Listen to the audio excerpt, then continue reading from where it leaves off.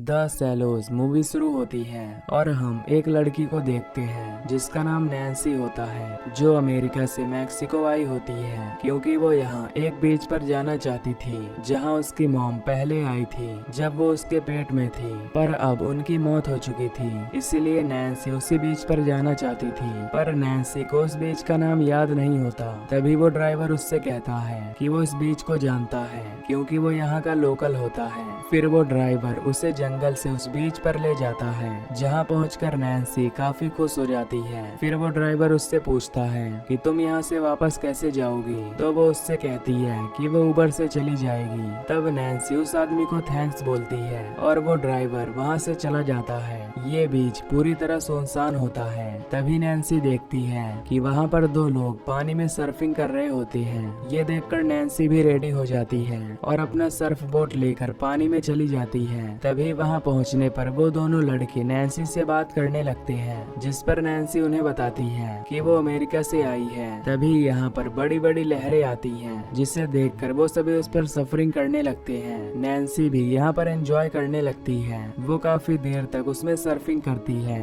और फिर उस बीच पर आ जाती है। इसके बाद वो अपने घर पर कॉल करती है तो उसके फादर उससे बात करते हैं। वो नैन्सी को घर आने के लिए बोलते हैं, पर नैन्सी उनकी बात नहीं मानती और फोन को डिस्कनेक्ट कर देती है। इसके बाद वो फिर से सर्फिंग करने के लिए निकल जाती है और काफी देर सर्फिंग करने के बाद वो दोनों लड़के नैन्सी को कहते हैं कि अब यहाँ रात होने वाली है तो उन्हें घर चलना चाहिए। पर नैन्सी कहती है कि वो अभी कुछ देर और सर्फिंग करेगी। जिसके बाद वो दोनों लड़के पानी से बाहर निकल जाते हैं और नैन्सी पानी में लहरों का इंतजार करने लगती है। तभी नैन्सी को पानी में किसी का एहसास होता है और तभी पानी से डॉल्फिन्स निकलती हैं, जिससे नैन्सी उनके पीछे समुंदर में और अंदर जाने लगती है। तभी उसे वहाँ पर एक बड़ी सी मरी हुई व्हेल मछली दिखती है, जिसके ऊपर काफी पंछी बैठे होते हैं। तभी यहाँ पर फिर से एक बड़ी लहर आने लगती है, जिससे नैन्सी उस पर सर्फिंग करने लगती है। पर तभी उससे कोई चीज टकराती है, जिससे वो बुरी तरह पानी के अंदर जाकर गिरती है और उसका बोट भी दूर चला जाता है। फिर नैन्सी काफी मुश्किल से ऊपर आती है और अपना बोट पकड़ लेती है। जब वो बोट पर चढ़ने लगती है तो कोई जानवर उसे पानी में खींच लेता है, जिससे पानी में खून फैल जाता है। नैन्सी किसी तरह ऊपर आती है और उस व्हेल मछली की ओर तैरने लगती है क्योंकि वो बीच से काफी दूर थी।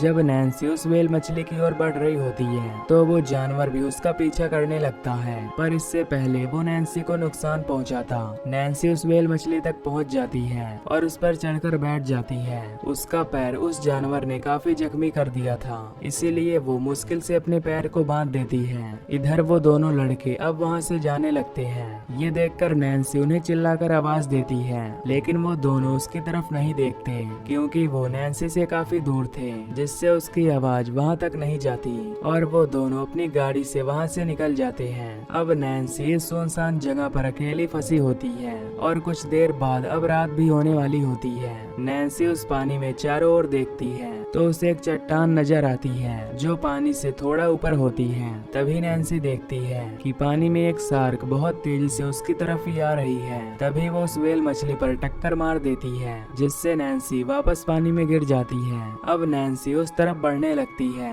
जहाँ पर वो चट्टान होती है। तभी व्हाइट शार्क उसका पीछा करने लगती है, पर इससे पहले ही नैन्सी उस पत्थर पर चढ़ जाती है।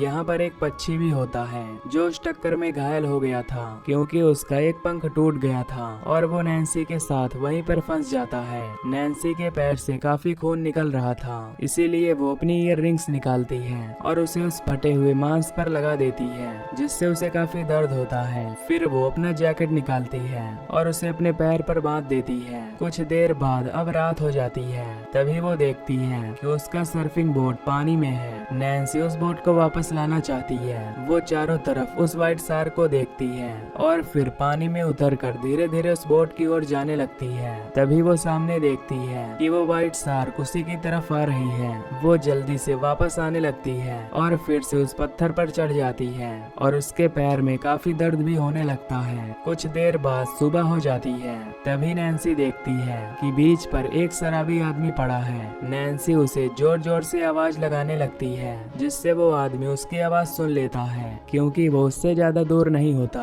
तभी नैन्सी उसे इशारों में बताती है कि वहाँ पर बैग में उसका फोन है और उससे किसी को कॉल करने को कहती है। वो आदमी नैन्सी के बैग को खोलता है और उसमें से फोन और पैसा निकाल कर वहाँ से जाने लगता है। तभी वो नैन्सी के बोट को देखता है और उसे भी चुराने का सोचता है, इसीलिए वो उस पानी में जाता है और उसके बोट तक पहुँच जाता है। जब वो उसे वापस लेकर आने लगता है तो तभी वो शार्क उस पर हमला करके उसे मार देती है। अब नैन्सी के पास 6 घंटे बचे होते हैं क्योंकि उसके बाद हाई टाइड होगा और समंदर की लहरें बढ़ जाएंगी और वो पत्थर भी डूब जाएगा। पर तभी नैन्सी देखती है कि वहाँ पर वो दोनों लड़के फिर से आ गए हैं जो कल यहाँ पर आए थे, जो उसी की तरफ आने लगते हैं। ये देखकर नैन्सी चिल्लाकर उन्हें कहती है कि तुम यहाँ पर मत आओ, यहाँ पर शार्क है। पर वो दोनों उसकी बात नहीं मानते।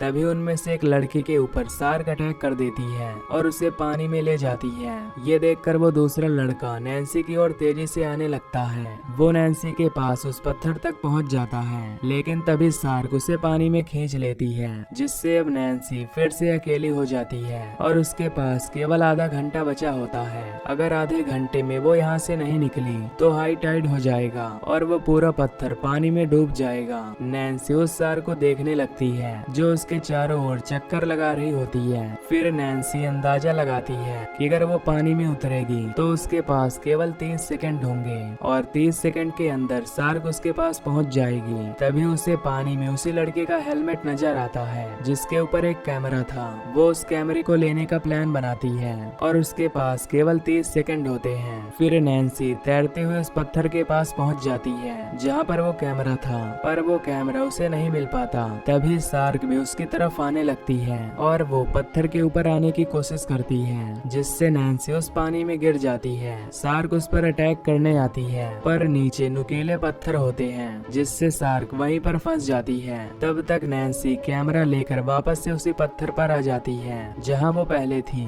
फिर वो उस कैमरे में अपने पिता के लिए एक मैसेज रिकॉर्ड करती है और वो उन्हें उसकी चिंता न करने को कहती है। साथ ही वो उस पक्षी को भी दिखाती है जो उसके साथ फंस गया होता है। फिर वो उस कैमरे को हेलमेट के साथ पानी में फेंक देती है ताकि वो हेलमेट किनारे तक पहुंच जाए और ये मैसेज उसके फैमिली को मिल जाए। फिर नैन्सी उस पक्षी को सर्फिंग बोट में बैठाकर वहां से भेज देती है ताकि वो किनारे तक पहुंच जाए। अब कुछ ही मिनट बाद वो पत्थर डूबने वाला होता है। तभी नैन्सी को वहां पर एक बॉय भी दिखता है, पर वहां पहुंचने में उसे 1 मिनट लगने वाला था। अब उसके पास कोई और रास्ता नहीं होता, इसीलिए वो उस पानी में कूदने का प्लान बनाती है। तभी वहां पर बहुत सारी जेली फिश आ जाती हैं, जिससे नैन्सी समझ जाती है कि अगर वो उनके पास से तैरेगी तो शार्क उसके पास नहीं आएगी, क्योंकि जेली फिश अपने पास डंक मारती है, जिससे नैन्सी पानी में कूद जाती है और शार्क भी उसकी ओर बढ़ने लगती है। पर तब तक नैन्सी जेली फिश के बीच में आ जाती है, जिससे जब शार्क उसकी तरफ आती है तो जेली फिशेस उसे डंक मार देती है।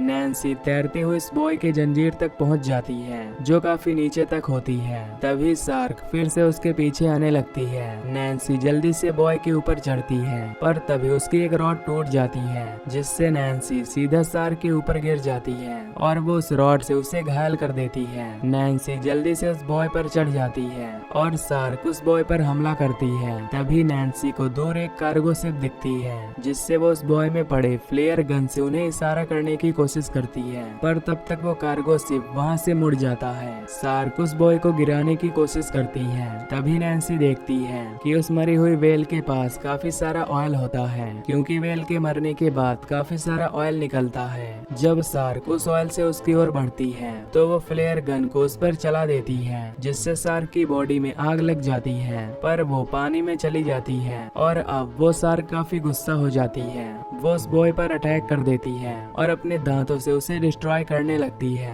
तभी नैन्सी देखती है कि बॉय की जंजीर नीचे रॉड से बंधी होती है। वो पानी में जाकर उस जंजीर को ऊपर से खींचने लगती है, जिससे वो जंजीर टूट जाती है। तभी नैन्सी नीचे उस रॉड वाले लोहे पर गिरती, इससे पहले वो उस जंजीर को छोड़ देती है और वहाँ से हट जाती है। पर शार्क इतनी जल्दी वहाँ से घूम नहीं पाती, जिससे वो लोहे की रॉड से टकरा जाती है, जो उसके मुंह के आर पार हो जाता है और उसकी वहीं पर मौत हो जाती है। और इसी तरह ये शार्क यहीं पर मारी जाती है। अब नैन्सी किसी तरह उस बीच के किनारे पर पहुंच जाती है। तभी वहां पर एक आदमी भी उसकी मदद के लिए आता है, क्योंकि वो कैमरा जो नैन्सी ने छोड़ा था वो वहां पर एक लड़की को मिल गया था और उसने अपने फादर को बता दिया था, जिससे नैन्सी की जान बच जाती है और ये मूवी यहीं पर खत्म हो जाती है। तो दोस्तों, अगर आपको ये एक्सप्लेनेशन पसंद आई हो तो वीडियो को लाइक और चैनल को सब्सक्राइब कर देना। बाकी मैं मिलूंगा आपसे अगली वीडियो में। Till then take care, love you, bye bye.